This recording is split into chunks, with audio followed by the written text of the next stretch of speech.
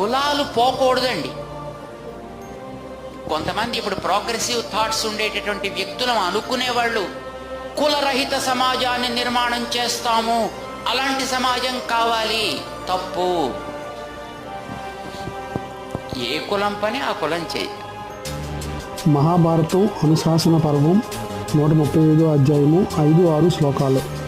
శూద్రుల ఎంట భుజించినవాడు భూమి మీద ఉన్న సమస్త మలాన్ని, మనుషుల మలాన్ని త్రాగినట్లే తిన్నట్లే. శూద్రుని అన్నము తిన్నవాడు పృథ్వీ మలాన్ని తిన్నట్లే.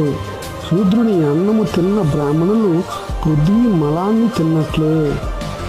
కులాలు బ్రిటిష్ వాడు తెస్తే ఇన్ని దారుణాలు మహాభారతంలో ఎందుకున్నాయి?